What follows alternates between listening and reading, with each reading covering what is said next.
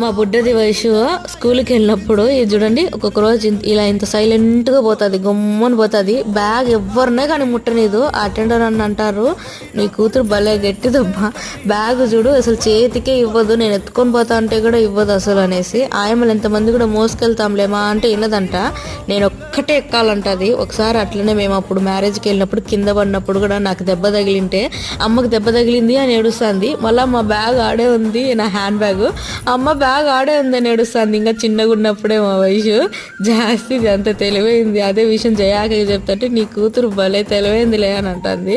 ఇంకా ఒక్కొక్క రోజు అలా దొడుకొస్తాడు మా ఆయన ఉన్నప్పుడు. ఇంకా మా ఆయన డ్యూటీకి వెళ్ళినప్పుడు నా పరిస్థితి ఇది అనమాట. వచ్చేటప్పుడు ఆటోలో వస్తాము, క్లిప్స్ ఉంటే యాడ్ చేశాను.